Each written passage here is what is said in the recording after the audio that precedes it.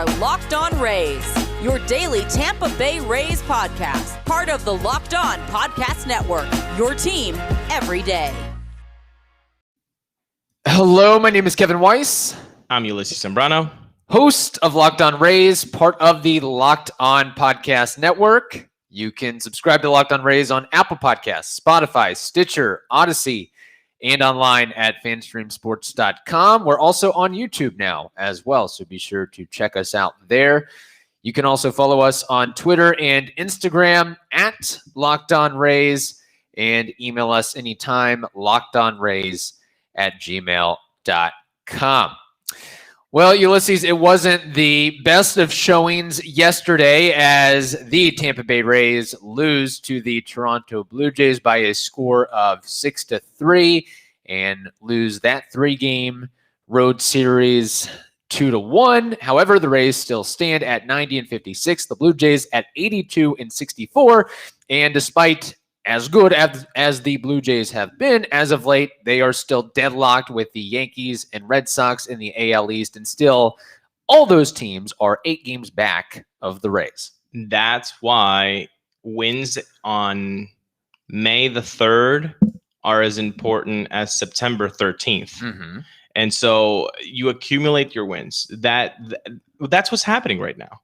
And it doesn't matter if you go, what is it, 16 out of 19 for the Blue Jays? It's something ridiculous like that. 8 games back. Mm-hmm. Sorry, you didn't play from April through July like this. So the Rays did. Yeah. The Rays had a very long time of just pure winning. So they can afford going into Toronto and lose that series, lose the Tiger series. And actually, they went 4-5. On this road trip. Mm-hmm. So their first negative road trip since like early July. So you can afford yourself that when you've got so much of a cushion. I don't know if you have a lot of negatives you want to highlight, but I do have some positives. Okay, yeah, and let me just throw this out there. Okay, the Blue Jays are playing great for sure. They rolled out their studs, Manoah, Barrios, Robbie Ray. Let's keep in mind the Rays didn't show Shane McClanahan or Luis Patino.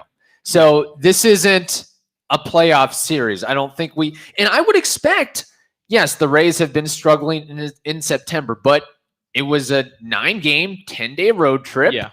You're going to have some ups and downs, and that's what happened a little bit. So, and let's be honest, we kind of knew going in that Robbie Ray was going to shove to some extent. He's been shoving all season against everybody else. He was probably going to do the same against the Rays yesterday in a day game. And let's be honest, the Rays love to strike out. They just really do. So, or at least they have a high propensity to do so, even though they may hate it. But they strike out. And I think he had a dozen last night. Ray, 13. Yes. 13 strikeouts from Ray. So just, a fabulous start by Robbie Ray. Again, maybe the comeback of the year if Trey Mancini is not playing. Maybe Robbie Ray gets it by talent alone. But no, it was unfortunate. And again, I don't know. Again, we had a Yucky Yarbs episode, so I don't want to. We don't want to go into a wacky Wacha episode here. But I'll just say this: there's our title, folks. It's coming. I don't want to say this though. I do want to say this: Wacha, Kevin Cash, and Kyle Snyder do not listen to the pod. Mm-hmm. I now know that because we have been praising Michael Wacha for not using the cutter and how well he's doing. We've highlighted his number since he stopped throwing the cutter, and he threw the cutter yesterday too. Yeah, and he got hurt to this tune of 6 innings, 6 earned runs. It was the Wacha that we had known prior to the 2.0 version of himself without the cutter. So I'll say that I don't know why he keeps throwing the cutter. You think? And this is a legitimate question here. I'm not just being tongue-in-cheek, even though it is kind of. Do you think like some pitchers, we should have asked this to Jaden Murray when we had him on the show. Do you think some pitchers like some pitches that they throw better than others to the extent of like they're like babies. You know, they remember their first strikeout with that. They remember how it felt. They remember some really good outings growing up with that pitch, low ball, or maybe for Wacha himself, he remembers that in the ALCS MVP, that cutter being so effective. So it's really hard for pitchers to let go of those pitches that have gotten them through bad times. And now it's not working anymore, and they just can't see themselves not throwing it. Do you think that there's something to it? I think there's something to that. Also, professional athletes, they're probably still, even if they're struggling with a pitch or something, they're still going to try to figure that out and go to the well. And what have we been talking about? What has everybody been talking about the last couple of weeks? Michael Wacha scrapping the cutter. So maybe it was trying to get a little too cute and, all right, I'll try to slip it in here and there, get a little creative against these hitters.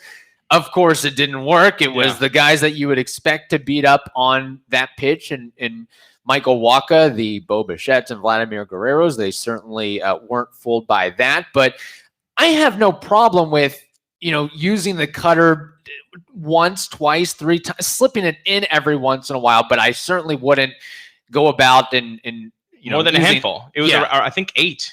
That's too many. 7 or 8, yeah. So that's like once per inning, more because you only hit pitch 6. So, whatever. That's all I wanted to say about Wacha. Yeah. Can I highlight some positives? I do want to hear some positives from Ulises. Okay. Let's go into the homestand on a positive note. Okay, thank you. Okay, number 1. Taylor Walls. So good to see him getting a hit. I really want him to get hot because we all have seen the glove. Even we saw the glove play yesterday with that great play, that slide to his arm side, popping up, throwing really accurately to first. Great play. He has the glove. He's a major league defender. There is no doubt about that. You want this guy at shortstop. Or second base or third, because if you can't handle shortstop that way, I wouldn't be, oh well, should we really put him at second? No, he can handle it. So he's got that going for him. We just want the stick to get a little bit wet. 1 for 3, good for him. Another positive, Phillips, 12 home runs. A 740 OPS for Brett Phillips. Baseball is fun when you're hitting a dozen home runs in limited time. And not only limited time, but let's remember that a lot of the starts that he has gotten has been against lefties, which he has been horrendous against. But that's the point. He's got 12 bombs, and a lot of the time has been against lefties. Not that he's hitting against the lefties, the bomb, but a lot of his playing time is coming with the lefties. So imagine if you can just platoon him better. I love extrapolating. So yeah, it would be pretty cool to see Brett Phillips hit 25 bombs, because that's what happens when you extrapolate these numbers. So that's pretty cool. Yeah, and let me say this about Brett Phillips. Well, how many grand slams has he hit this year as well? 3? I forget. Didn't he have like 3 in a span of a couple of games? At-bats. Yeah, pretty crazy. He also had an inside the Parker too. But with Brett Phillips, I looked at his numbers a little bit. So he has the highest average launch angle of his career at 17 degrees. He also this year has tied or has the highest max exit velocity of his career at 106.7. And if you've noticed, like the home run the other day, and like really about half or more than half of his home runs have been middle away. Like a lot of he's really just taking the pitch and going with it. That pitch down and away, middle down, he's really sort of inside outing that swing. So it's really great to see what he's been able to do in that limited amount of playing time. And speaking of home runs, I hope you have another positive takeaway as well. I do. I really do. But it's not going to be the one that you want it to be. Because I'll leave that to you. Okay. Well, you know what? Go ahead. Okay. Thank you. I want to talk about Nick Anderson. So I'm going to shift. Ooh. You can go to the battery mate after I talk about Nick Anderson. Okay. Nick Anderson looked better. He did look better, but he's still not the Anderson that we know and we fell in love with pretty quickly. He sat at 93 miles an hour. He touched 94 once. The 1K was nice on the curveball. The curveball was really, really sharp.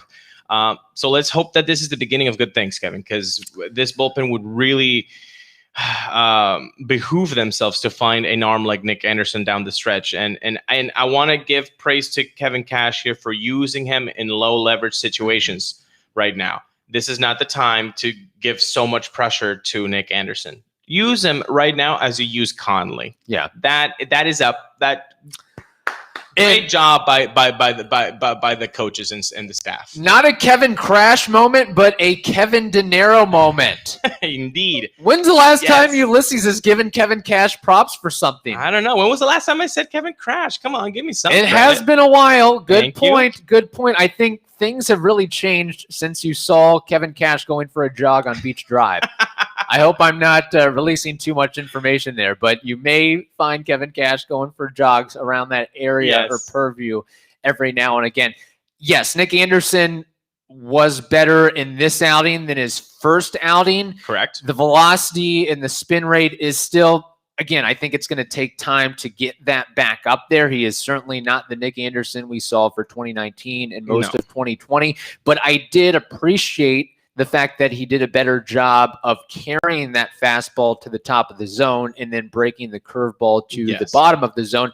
I believe he struck out Teoscar Hernandez on the curveball, but also, he was more efficient. So 15 pitches, he had some more swing and misses, but the outs to Bo Bichette and Alejandro Kirk, those were loud outs. They were Patino-like outs. Yeah, 376-foot out.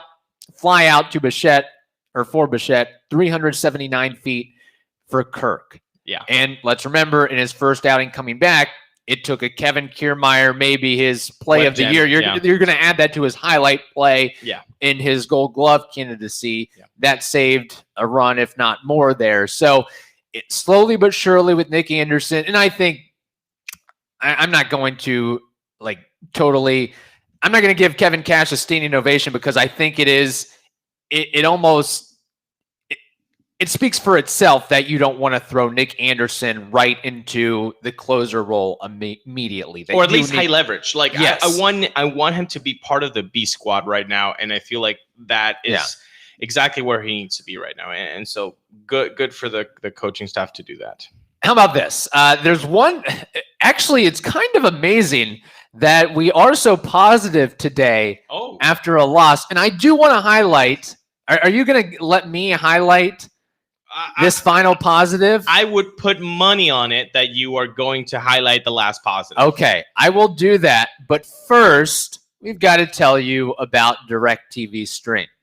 DirecTV Stream brings your live TV and on-demand favorites together like never before, which means you can watch your favorite sports, movies, and shows all in one place.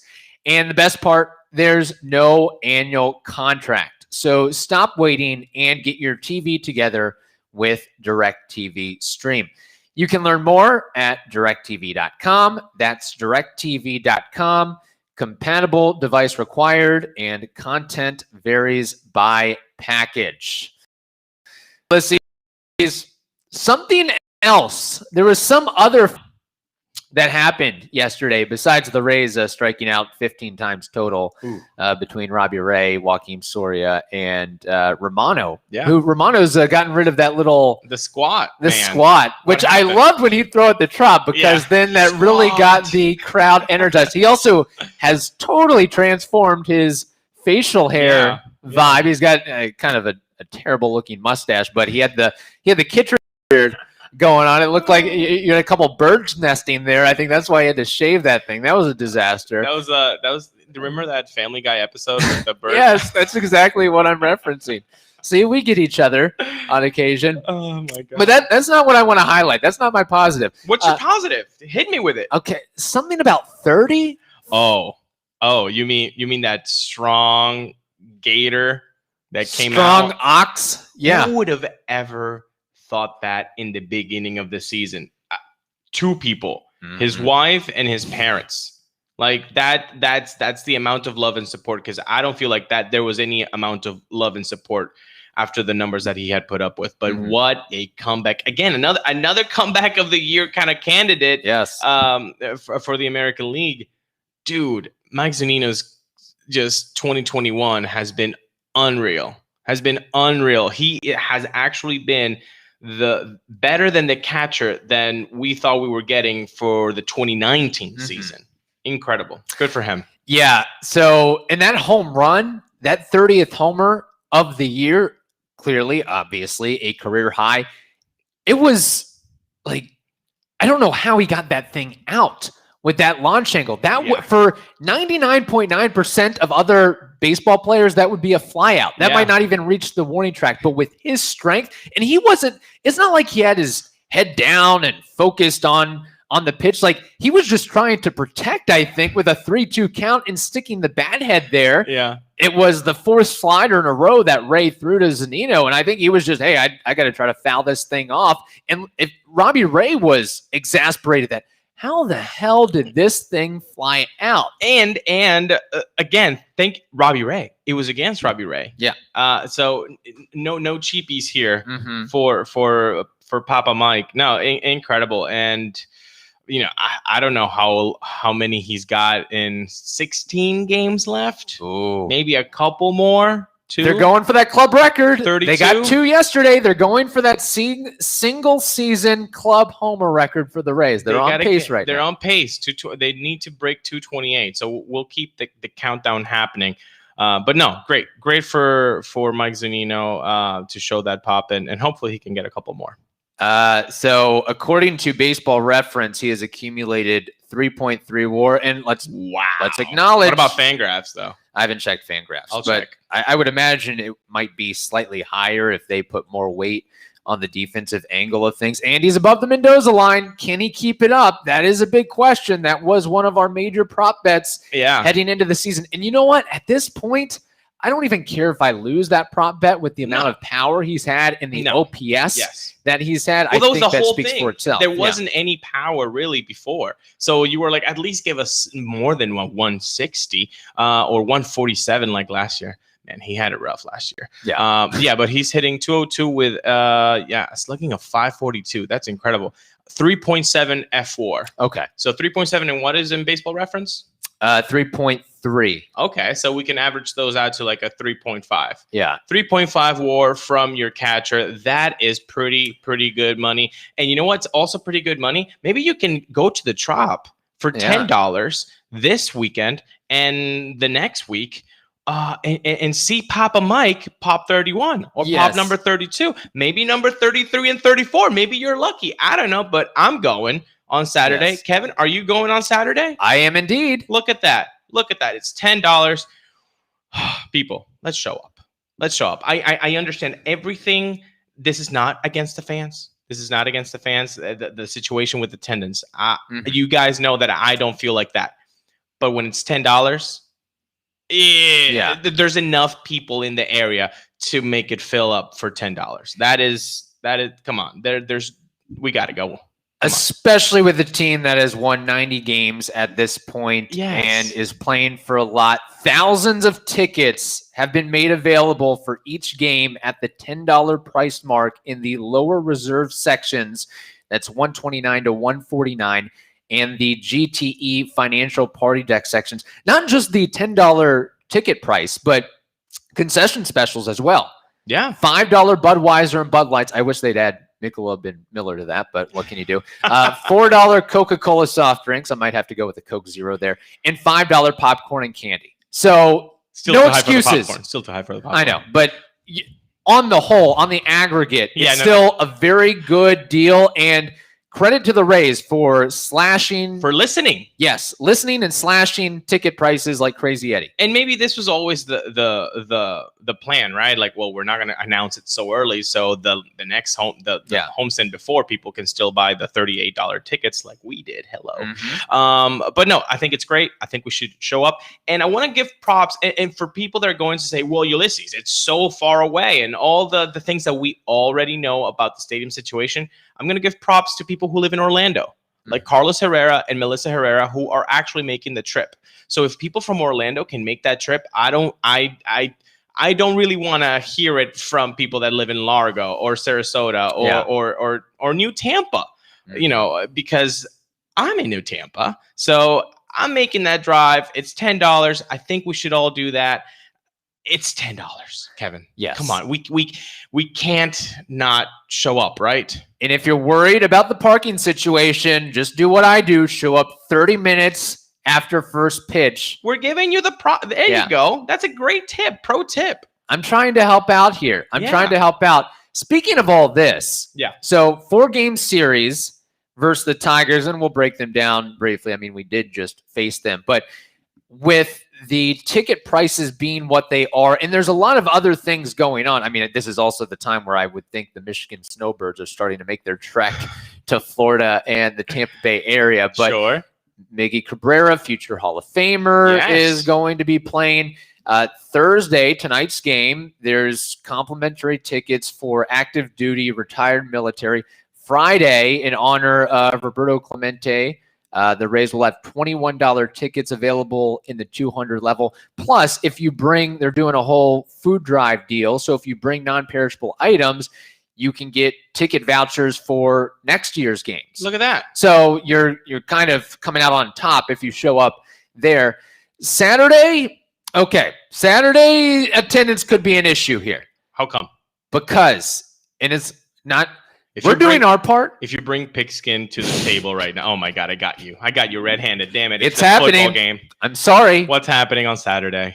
The Florida Gators play the Alabama Crimson Tide, number 11 versus number 1 in the country. Oh that is God. a 3:30 start time. Ooh. The Rays at 4:10. I may have to be bringing my iPad to that game. Yeah, bring your iPad. That's okay.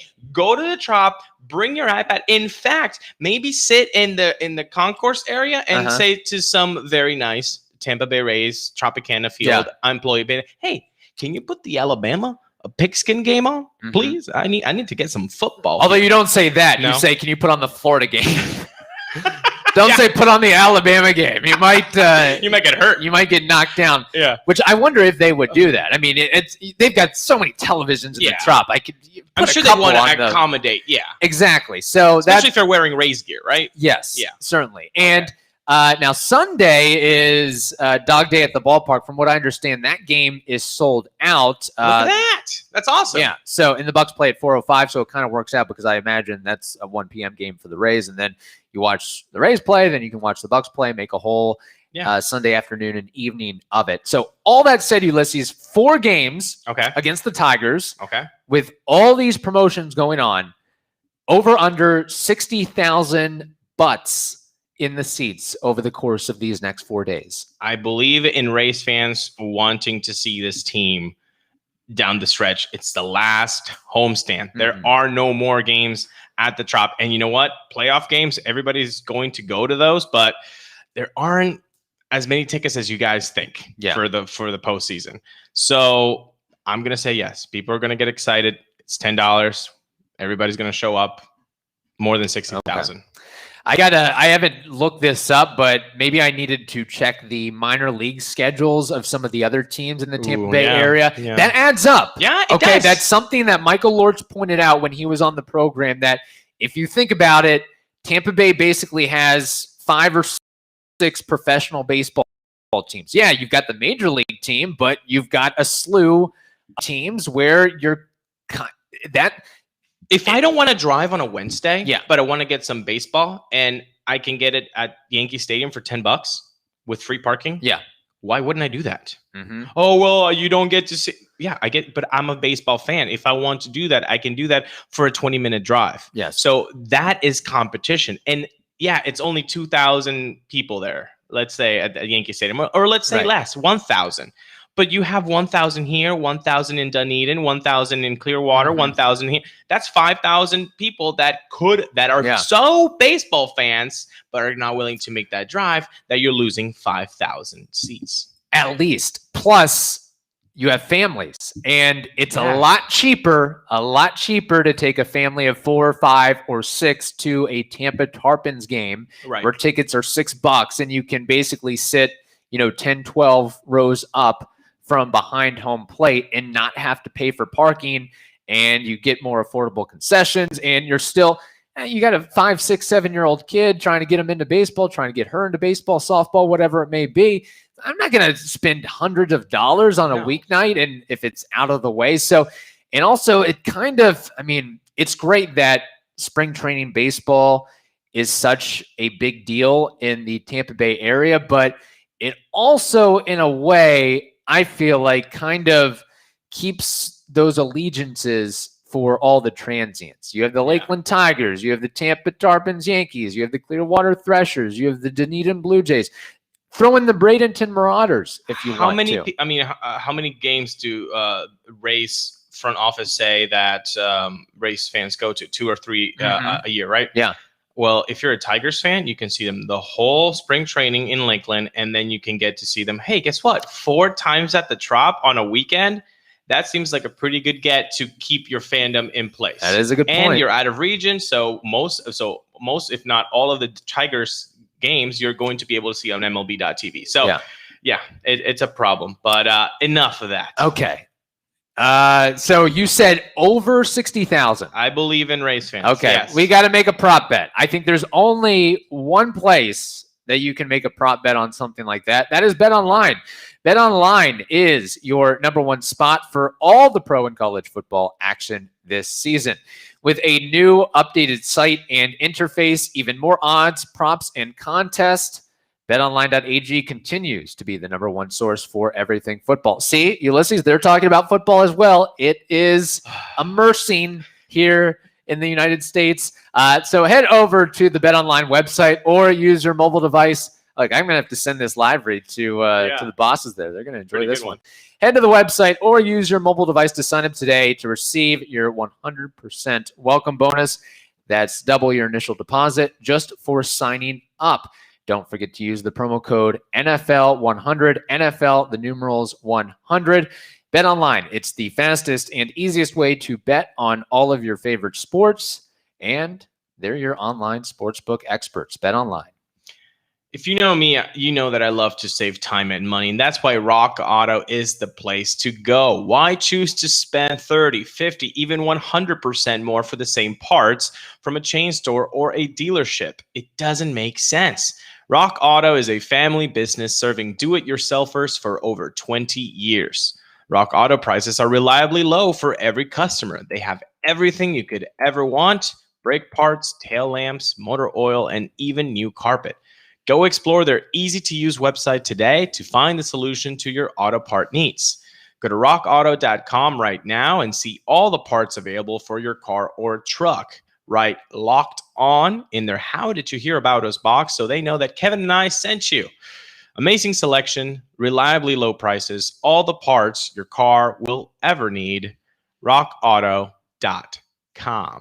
Okay, as we mentioned, we talked about the ticket specials and so on with the Rays this upcoming weekend. Yes, the Detroit Tigers facing them again, either fortunately or unfortunately. As I think we said last week, you can't take the Tigers lightly. In fact, they're on sort of a little bit of a roll right now. They're at 70 wins, 70 in 76, and they just, believe it or not, swept the Milwaukee Brewers in a 2-game interleague set. And the Brewers were rolling out some of their best stuff. Freddie Peralta and Brandon Woodruff, who, if not for some other guy on that team, they might be Cy Young candidates with 2.5 ERAs. Yeah. So this team, they're playing with some spunk. They've got some dirtbags on the roster. We saw that last weekend between Grossman and Candelario and Scope, and not to mention Miggy Cabrera too. So I don't think you can just walk in here and expect, we'll take 3 or 4. You're gonna have to work. You're gonna have to play to the very last out. Yeah, I would think. And they've done that the whole season with the big teams. I know that they've gotten really hot after the All-Star break, but they've swept the Yankees. Remember when the Yankees were just in that tough stretch, which maybe the whole season except for that 13-game winning streak. But regardless, they swept the Yankees. They've beaten the Red Sox. They got the Rays a week back. They got the Brewers just now. So they've played really well against tough competition, and they do have something to play for. Yeah. And I know that for Rays fans who have recency bias from 2018, winning 90 games, the standard is going to the playoffs. Right now, Detroit doesn't have that barometer, that standard. Their standard is, let's get above 500. Right. Can we get above 500? And they've got the games to do so. If they get on a run, you said 70 and 76, it's still possible for them. It's still possible. And that's and let's go back to 2017, if you're a Rays fan, that has been a fan for that long, or 2015, 2014. That was the race. The race was, oh man, can they just get to 82? Can you just get to 82? Maybe even 81 and 81. So they have something to play for, and that's their standard. Hopefully it's not achieved by winning against the Rays, but it's going to be a tough 4-game series, and I'm looking forward to it. I am, and I'll be curious. I'm not saying this is going to happen again with the service time manipulation and so forth, but Spencer Torkelson and Riley Green are coming along. Look, you were thinking I was going somewhere else. I did. Somebody named Shane, not McClanahan. Well, there is a TBD on this on the weekend and possibly for Saturday. Okay. So, and correct me if I'm still not sure about this. Okay, hit me. So, if the Rays called up Shane McClanahan this month, Shane Boss. Shane Boss, yeah. Too many Shanes in the roster. I know. It's getting redundant here. Shane Boss. Yes. And they used him.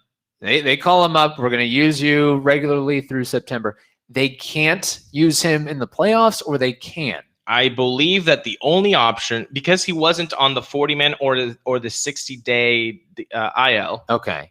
By September 1st. He wasn't on either of them. He is not eligible for the postseason roster. However, if during the postseason,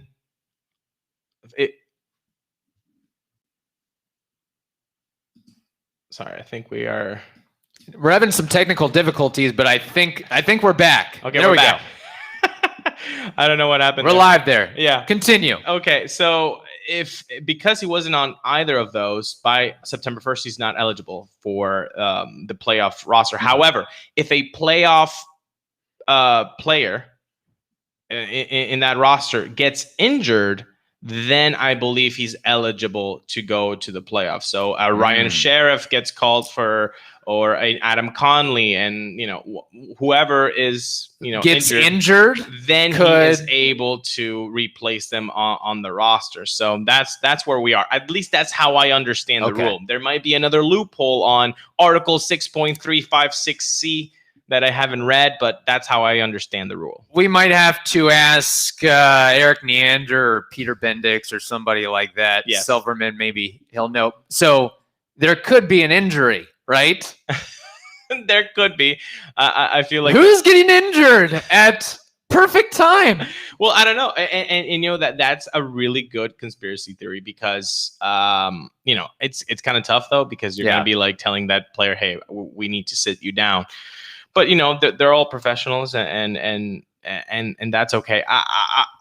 Lewis Head, we need to sit you down. Don't. Lewis Head deserves to be in that playoff damn roster, and he has earned it. And we're going to see him tonight, Kevin. That is true. We're going to see him tonight. He's going to be the opener before Dietrich Enns. So Dietrich Enns has a tough gig here. He pitched really well against the Tigers a week ago, 4 innings of relief after Chris Archer, and not allowing a hit, not allowing a walk, obviously not allowing a run. So can he do that against the lineup that has just seen him perform?